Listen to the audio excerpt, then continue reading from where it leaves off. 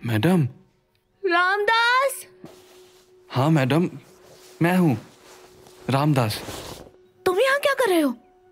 Madam आप ठीक है ना? हाँ, मैं कहाँ हूँ? वो कहाँ गया?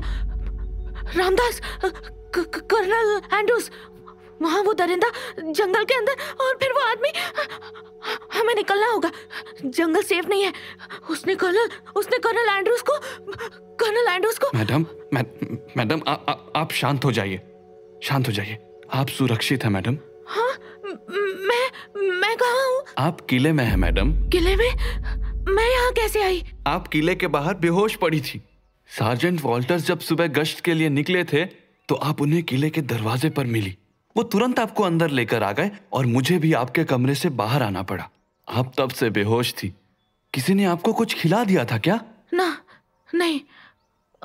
उसने मुझे हल्के से थप्पड़ मारा था। उसके बाद का मुझे कुछ भी याद नहीं है। किसने मैडम? आप पर किसने हाथ उठाया? पता नहीं, वो कुछ अजीब सा था। उसका चेहरा सांस से नहीं दिखा मुझे, और ना उसने मुझे अपने बारे में कुछ बताया। थोड़ा डरावना भी था। पर मैं किले के बाहर कैसे आई? कहीं वही तो मुझे यहाँ छोड़कर नहीं गया। सार्जेंट वॉल्टर्स कहाँ है? मुझे उनसे बात करनी है।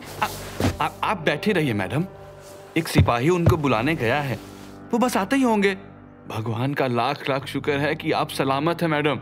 अगली बार मैं आपके ऐसे किसी भी योजना में आपका साथ नहीं देने वाला हूँ मैडम। मैं ठीक हूँ रामदास। नहीं मैडम, माना कि मैं आपका नौकर हूँ, पर मैंने आपको हमेशा अपनी बहन की तरह माना है। बचपन में जब पिताजी का देहांत हो गया था और बड़े साहब ने माँ और मुझे हवेली पर रहने की जगह और काम दोनों दिया था, तब मैं बहुत छोटा था। पर बड़े साहब, मालकिन और आप तीनों ने मुझे कभी नौकर की तरह महसूस नहीं होने दिया। आपके बहुत एहसान है मुझ पर मैडम। अगर मेरे रहते आपको कुछ हो गया तो मैं कभी खुद को माफ नहीं कर पाऊंगा, कभी नहीं। अरे रामदास, इतना इमोशनल क्यों होते हो? जब तक तुम्हारे जैसा छोटा भाई मेरे साथ है तो मुझे वैसे भी कुछ नहीं होगा। आई एम ग्लैड कि आपको कुछ नहीं हुआ है मिस अनीता, बट लगता है आपको मौत के मुंह में जाने का शौक है। सार्जेंट वॉल्टर्स, वो मैंने आपको वार्न किया था मिस, पर फिर भी आप रात को जंगल में गई। एक बार कर्नल एंड्रूज वापस आ जाए, आई विल मेक श्योर कि आप दोनों को आज ही वापस भेज दिया जाए। कर्नल एंड्रूज अब वापस नहीं आएंगे सार्जेंट। व्हाट? क्या मतलब है वापस नहीं आएंगे? क्या वो? आई एम सॉरी सार्जेंट, मैं उन्हें बचा नहीं पाई। उस दरिंदे ने कर्नल को एक सामने। मुझे नहीं पता कि मैं आपको कैसे बताऊं कि कल रात क्या हुआ था। सिपाही चंद्रभान। जी सार्जेंट साहब। अपने साथ 8-10 सिपाहीज को ले जाओ और देखो कि कर्नल एंड्रूज की बॉडी कहाँ है। पूरा जंगल छान मारो, पर सनसेट होने से पहले कैसे भी return to the fort. Dismissed. जी सार्जेंट साहब। सार्जेंट वॉल्टर्स, मेरे पास बहुत से सवाल हैं। Miss Anita, please give me some time. Colonel Andrews was like my elder brother. मैं आपके सारे सवालों का जवाब दूंगा, but for some time I want to be left alone. Okay sergeant. Madam, आप आराम कीजिए, मैं आपके लिए कुछ खाने के लिए लेके आता हूँ। ठीक है रामदास। अनीता कुछ फल खाने के बाद दोबारा सो गई और उसकी नींद ट्रम्पेट्स के शोर के साथ खुली। रामदास। जी मैडम। ये क्या हो रहा है? वो कर्नल एंड्रूज की लाश यहाँ से बस कुछ ही दूर जंगल के अंदर मिली है, दो टुकड़ों में। सार्जेंट वॉल्टर्स सेना के नियमों के अनुसार उनको दफन करने जा रहे हैं। मुझे भी उधर ले चलो। कर्नल एंड्रूज ने मेरी जान बचाई है, मैं उनको अंतिम श्रद्धांजलि देना चाहती हूँ। जी मैडम। अनीता रामदास के साथ किले के ठीक पीछे खेत में जा पहुंची, जहां कर्नल एंड्रूज के शरीर को मिट्टी के हवाले किया जा रहा था। We therefore commit his body to the ground, earth to earth, ashes to ashes, dust to dust, looking for that blessed hope when the Lord himself shall descend from heaven with a shout, with the voice of the archangel, and with the trump of God, and the dead in Christ shall rise first. Amen. Amen. Everyone, 10 hut, ready arms, fire! Soldiers, colonel Andrews एक बहुत बहादुर leader थे। वो अपनी unit के हर soldier को अपनी family समझते थे। आज वो हमारे बीच नहीं है और इसका कारण इन्हीं जंगलों में कहीं छुपा हुआ है। But we will not allow his sacrifice to go in vain. मैं जानता हूं कि अभी हम सब हर्ट है, मगर ये पेन तब तक नहीं जाएगा जब तक कर्नल एंड्रूज का हत्यारा इन जंगलों में खुला घूम रहा है। So take rest. आज रात जितना आराम करना है कर लो, क्योंकि कल सुबह हम शिकार पर निकलेंगे। And God be my witness, चाहे हमें इस पूरे जंगल को जलाना पड़े, हम तब तक नहीं रुकेंगे जब तक कर्नल एंड्रूज की मौत का बदला नहीं ले लेते। Vengeance will be ours. Sergeant Walter's, sergeant. Yes, Miss Anita. आप जल्दबाजी कर रहे हैं। प्लीज, जंगल में जाने का मतलब है आप सबकी मौत। आप बिना दुश्मन को जाने उसको नहीं हरा पाएंगे। दुश्मन को जाने बिना मैं जानता हूँ कि दुश्मन कौन है। कौन? Who else? ये उन्हीं रेबल्स का काम है।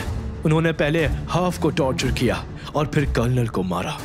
They are bloody savages. हार्व? ये हार्व कौन है? हार्व? आप उसके बारे में क्यों पूछ रही है? Because sergeant Walters, colonel Andrews को जिस दरिंदे ने मारा उससे कर्नल ने बात की थी। वो उसको हार्व बुला रहे थे। What?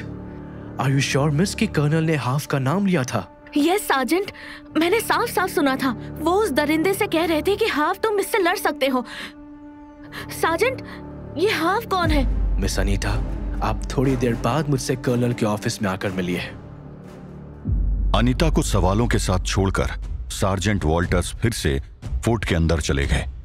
वहीं दूसरी ओर जंगल में ड्रैकुला शिकार पर निकल चुका था।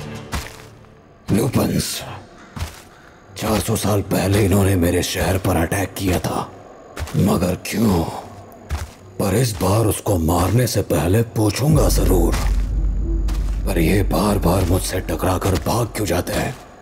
आई थिंक वो किसी खास मौके का वेट कर रहा है। पर क्या? और उसका इस जंगल में मौजूद होना इस बात का प्रूफ है कि यहाँ कोई तो गहरा रहस्य दफन है। कहीं ये भी उस मंदिर को। पर क्यों? ड्रैकुला अपनी भूख मिटाने के लिए शिकार शुरू कर चुका था और उसी वक्त जंगल के किसी कोने में वो भेड़िया अपने शिकार को चीर कर खा रहा था। तभी उसके पास एक कमजोर जख्मी भेड़िया लंगड़ाते हुए आया।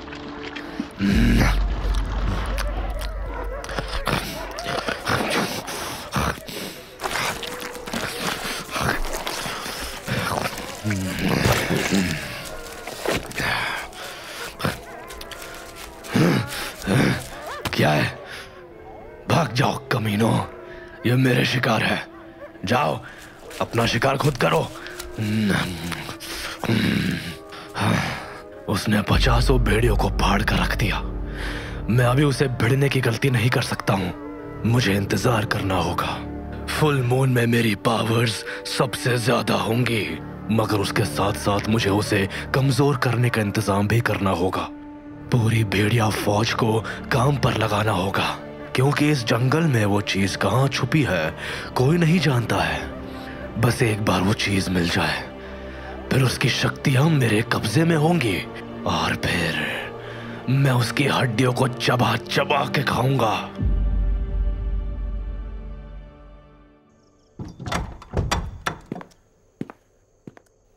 ओह, मिस अनीता, आप ऑलरेडी यहाँ हैं। जो कुछ यहाँ हो रहा है उसको देखने के बाद मुझ में इतना पेशेंस नहीं था कि मैं आपके बुलाने का वेट करती। अब आप प्लीज मुझे बताइए कि ये सब चल क्या रहा है। सच कहूँ तो मुझे भी अभी तक बहुत सी बातें समझ नहीं आई है। क्या आप मुझे एक बार कल रात क्या हुआ थोड़ा डिटेल में बताएंगी? जी बिल्कुल। वो हुआ ऐसे कि।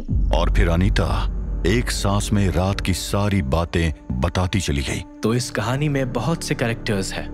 एक तो वो दरिंदा जो आपके अनुसार आधा भेड़िया और आधा इंसान है। दूसरा वो अजनबी जो शायद आपको यहाँ छोड़ गया। एनीवेज मिस अनीता, आप एक बार फिर दिमाग पर जोर डालकर बताइए कि are you sure colonel Andrews उस वोल्फमैन को हाफ कहकर बुला रहे थे? हो सकता है कि सदमे के कारण आपके फैक्ट्स थोड़ा इधर उधर हो रहे हो। मैं जानती हूँ कि कल की घटना बहुत डरावनी थी, पर मेरी मेमोरी बिल्कुल सही है। और आखिर ये हार्व है कौन? हार्व यानी Harry Sergeant Harry Lloyd. What? पर कैसे? ये कैसे पॉसिबल है? मुझे तो बताया गया था कि सार्जेंट हैरी बीमार है और अपने रूम में आइसोलेशन में है। A lie. It is all a lie. एक झूठ जिसे कर्नल एंड्रूज ने फैलाया था मेरी हेल्प से। सार्जेंट वॉल्टर्स, आप प्लीज मुझे पूरी बात बताइए। हमारी यूनिट यहाँ पर ब्रिटिश एम्पायर के एक आउटपोस्ट के रूप में काम करने के लिए भेजी गई थी। यहाँ के लोकल लैंडलॉर्ड्स पहले ही हार मान चुके थे। आसपास के गांव वाले हमारा सपोर्ट करते थे क्योंकि उनके लिए हम एक सेवियर थे जिन्होंने लोकल लैंडलॉर्ड से उनको फ्री करवाया था। ऐसा ही एक गांव था, चार भाटा। आदिवासियों का वो गांव हमें अपने ईश्वर जैसा मानता था। जिंदगी बहुत आराम से कट रही थी। हम सब इस छोटे से किले में खुश थे। कर्नल एंड्रूज और हैरी अक्सर जंगलों में शिकार करने जाया करते थे, मगर हमारी ये खुशी ज्यादा दिन नहीं टिकी और शायद इसकी शुरुआत उसी हादसे से हुई है। कौन सा हादसा?